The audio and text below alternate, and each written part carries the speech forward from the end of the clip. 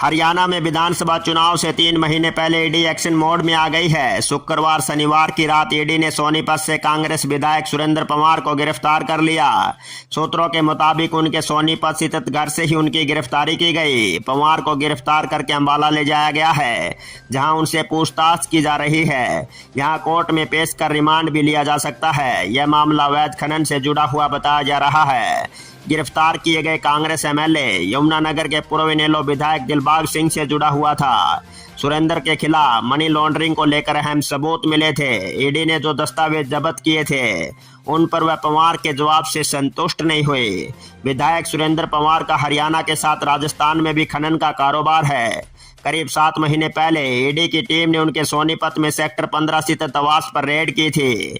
खनन कारोबार में करीब 36 घंटे तक जांच हुई थी, जिसके बाद खनन कारोबार में मनी लॉन्ड्रिंग की जांच के लिए टीम ने घर में रखे डॉक्यूमेंट खंगाले थे। अभी 2 दिन पहले ही ईडी ने महेंद्रगढ़ से कांग्रेस एमएलए राव दान सिंह पर रेड की थी। उनके महेंद्रगढ़ और गुरुग्राम समेत 5 शहरों में 15 ठिकानों पर जांच की गई थी।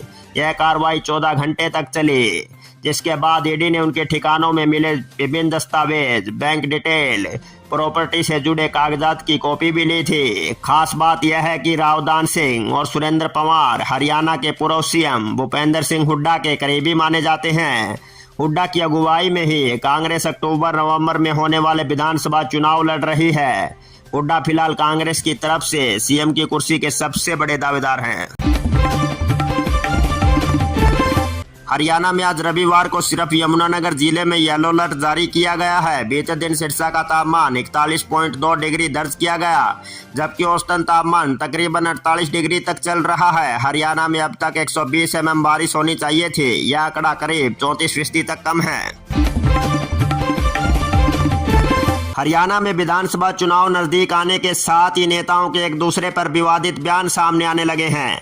बुधवार को जेजेपी के राष्ट्रीय अध्यक्ष अजय चौटाला का एक आपत्तिजनक बयान सामने आया, जिसमें वह पूर्व सीएम भूपेंद्र सिंह हुड्डा पर टिप्पणी कर रहे हैं।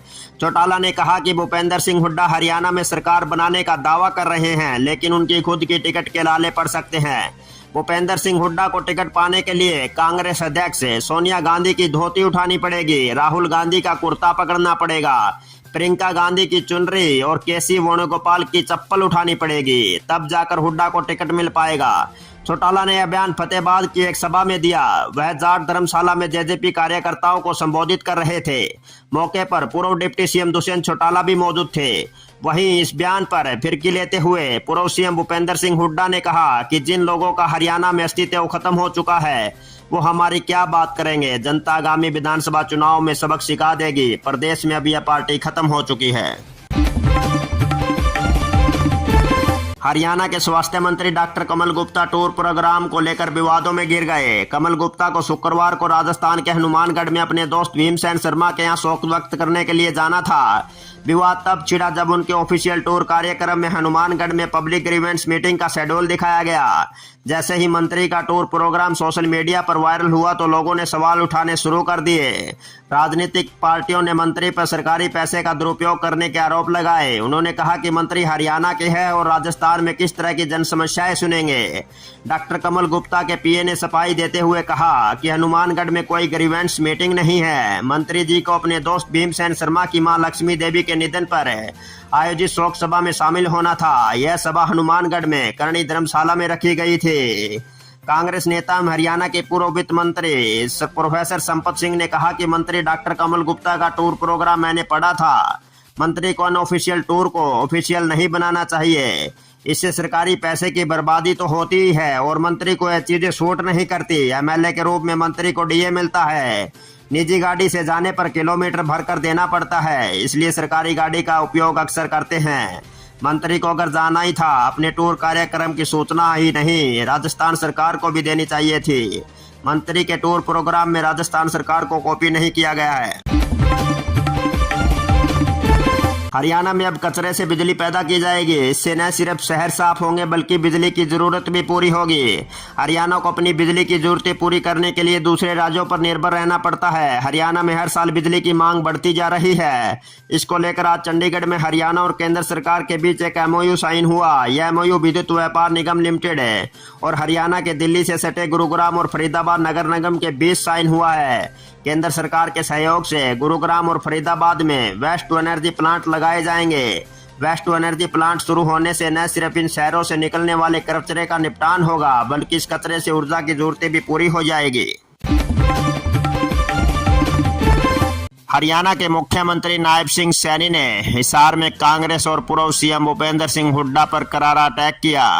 नायब सैनी यहां महाराजा दक्ष प्रजापति जयंती पर आर्यनगर स्थित गुरु दक्ष ITI में चल रहे राज्य स्तरीय कार्यक्रम में चीफ गेस्ट थे। उन्होंने कहा कि कांग्रेस में अब बाप बेटा ही नजर आ रहे हैं, चुनाव में भी यही नजर आएंगे। वे कांग्रेस से पूछना चाहते हैं कि आपने पिछड़ा वर्ग के लिए किया क्या है, इस बारे में भी बताने का काम करें। बीजेपी ने पिछड़े वर्ग के व्यक्ति को CM बनाने का काम किया। उनके साथ स्वास्थ्य मंत्री डॉक्टर कमल गुप्ता, डिप्टी स्पीकर रणबीर गंगवा, भाजपा नेता रामविलास शर्मा, हांसी विधायक विनोद भ्याना भी मंच पर मौजूद रहे। कार्यक्रम में प्रदेश भर से महिलाएं और पुरुष पहुंचे हुए थे। CM सैनी ने कार्यक्रम में आर्यनगर ITI को 21 लाख रुपए का अनुदान देने की घोषणा की। उन्होंने कहा कि ये कलम आपके हाथ में है, बच्चों के भविष्य को मजबूत करें। उन्होंने कहा कि जो गरीबों का शोषण करते हैं, आज इस मंच पर कहता हूं कि अब शोषण नहीं होने दूंगा। CM ने अधिकारियों को लाभकारी योजना को धरातल पर उतारने के आदेश दिए। उन्होंने कहा कि शिकायत के निवारण के लिए हर जिले में अधिकारी शिकायतें सुनते हैं और 1 से 2 घंटे में शिकायतों का निवारण भी करते हैं। हरियाणा के फतेहाबाद में शनिवार को जमकर बवाल हुआ। प्रशासन की टीम पुलिस बल के साथ नगरपालिका की जमीन पर अवैध कब्जे को छुड़वाने के लिए पहुंची थी। यहां कच्चे मकान बनाकर रह रहे परिवार इसके विरोध में उतर आए। लोग JCB के आगे लेट गए। कुछ लोगों ने पत्थरबाजी शुरू कर दी। इस दौरान एक गाड़ी के शीशे भी टूट गए। लोग नहीं रुके तो पुलिस ने 10-12 लोगों को हिरासत में ले लिया। पथराव में कुछ व्यक्ति और पुलिस कर्मचारी घायल हुए हैं। बाद में DSP संजय बिश्नोई मौके पर पहुंचे और लोगों से बात की। लोगों ने उन्हें 15 दिन का समय देने और दूसरी जगह लौट करने की मांग रखी है, जिस पर DSP ने प्रशासन तक यह मांग पहुंचाने का आश्वासन दिया। इसके बाद लोग शांत हुए। फिलहाल कब्जा हटाने की कार्यवाही रोक दी गई है। आम आदमी पार्टी के सुप्रीमो अरविंद केजरीवाल की पत्नी सुनीता केजरीवाल ने शनिवार को हरियाणा के लिए 5 गारंटियों का ऐलान किया। इसमें फ्री बिजली, महिलाओं को हर महीने 1000 रुपये, फ्री इलाज, मुफ्त शिक्षा और हर युवा बेरोजगार को रोजगार देना शामिल है। हालांकि आपने पंजाब में भी महिलाओं को हर महीने 1000 रुपये देने का ऐलान किया था, लेकिन अभी तक ये वादा पूरा नहीं हो पाया है। सुनीता केजरीवाल ने पंचकुला के इंद्रधनुष ऑडिटोरियम में अरविंद केजरीवाल की गारंटियां लॉन्च की। उनके साथ पंजाब के मुख्यमंत्री भगवत मान, राज्यसभा सांसद संजय सिंह, राष्ट्रीय संगठन महामंत्री संदीप पाठक भी मौजूद रहे। सुनीता ने कहा कि आपके बेटे अरविंद केजरीवाल ने दिल्ली बदल दी, पंजाब बदल दिया और अब हरियाणा बदलना है। विधानसभा चुनाव में बीजेपी को एक भी सीट नहीं आनी चाहिए। सुनीता ने कहा कि केजरीवाल ने आपके लिए 5 गारंटी दी है। 24 घंटे घरेलू बिजली फ्री मिलेगी। दिल्ली और पंजाब की तरह हरियाणा में पुराने घरेलू सारे बकाया बिजली माफ किए जाएंगे। पावर कट बंद होंगे। दिल्ली और पंजाब की तरह 24 घंटे बिजली का इंतजाम किया जाएगा। ईडी की टीम ने हरियाणा के महेंद्रगढ़ के कांग्रेस MLA रावदान सिंह के बेटे और करीबियों के ठिकाने से 1.42 करोड़ का कैश जब्त किया। इसके अलावा 32 बेनामी फ्लैट व जमीन का भी ईडी को पता चला है। इसके अलावा कई लॉकर और ट्रस्ट के अलावा भी कई दस्तावेज बरामद किए गए हैं। इस बारे में ईडी ने जानकारी दी कि उनकी गुरुग्राम टीम ने मनी लॉन्ड्रिंग एक्ट के तहत दिल्ली, गुरुग्राम, महेंद्रगढ़, झारखंड के जमशेदपुर में रेड की थी, जहां 16 ठिकानों पर जांच की गई। यह कार्रवाई एलाइड स्ट्रिप्स लिमिटेड है, उसके प्रमोटर गौरव अग्रवाल, मोहिंदर अग्रवाल और उनसे जुड़े महेंद्रगढ़ के विधायक रावदान सिंह, उनके बेटे अक्षर सिंह व उनकी सन सिटी प्रोजेक्ट्स प्राइवेट लिमिटेड और अन्य पर की गई। ईडी ने जानकारी दी कि CBI की दर्ज FIR के मामले में उन्होंने उसकी जांच शुरू की थी। CBI ने उनके खिलाफ हेराफेरी, रुपया डाइवर्ट करने, गबन, विश्वासघात, जालसाजी और धोखाधड़ी कर कैनरा बैंक को 1392.84 करोड़ का नुकसान पहुंचाया था। ईडी ने दावा किया कि जांच के दौरान पता चला है कि उन्होंने अपने हिसाब किताब में हेराफेरी की है। बैंक से लिए गए रुपयों को असुरक्षित कर्ज के रूप में दूसरी कंपनियों में ले जाया गया, फर्जी लेन देन किया गया। इस रुपये का जमीन आदि खरीदने में लॉन्ग टर्म निवेश किया गया। रावदान सिंह व उनके परिवार ने एएसएल से कर्जा लिया, लेकिन उसे फिर वापस नहीं किया। इसके बाद उसे माफ कर दिया गया था। चरखी दादरी पहुंचे पूर्व मंत्री रामविलास शर्मा बोले, राज्यसभा जाने को तैयार, विधानसभा चुनाव के लिए आदेश का इंतजार। पूर्व मंत्री एवं भाजपा नेता रामविलास शर्मा हरियाणा के दादरी जिले में पहुंचे।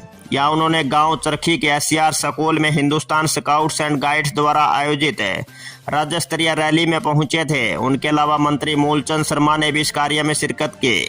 इस दौरान उन्होंने मीडिया से बातचीत की। पूर्व मंत्री ने कहा कि स्काउट्स में ग्रेड लेने वाले प्रतिभागियों को सरकारी नौकरियों में विशेष छूट मिलती है। रामविलास शर्मा ने कार्यक्रम के बाद मीडिया से बातचीत करते हुए कहा कि हरियाणा भाजपा का प्रदेशाध्यक्ष या कोई बड़ा पद न मिलने से उन्हें कोई शिकवा नहीं है। मनोहर लाल का हरियाणा सीएम को लेकर नाम आया तो हाईकमान के आदेश पर उनके नाम का प्रस्ताव किया। नवनियुक्त प्रदेशाध्यक्ष बडोली उनका छोटा भाई के समान है। इसी के साथ उन्होंने कांग्रेस पर निशाना साधते हुए कहा कि कांग्रेस विधायक रावदान सिंह पर ईडी की कार्यवाही राजनीतिक द्वेष भावना नहीं है। रावदान सिंह पर 2022 का दर्ज मुकदमे को लेकर ईडी द्वारा कार्यवाही की गई है। कांग्रेस पर कटाक्ष करते हुए कहा कि हरियाणा में कांग्रेस के नेताओं में प्राण नहीं है और ना ही संगठन में जान है। कांग्रेस में हुड्डा बापू एंड सन्स ने लाल परिवारों को खत्म करने का काम किया है। भाजपा ने उनको संभाल कर सम्मान दिया। यही कारण है कि हरियाणा के तीनों लालों की विरासत भाजपा के पास, विपक्ष सिर्फ नाम का ही बचा है।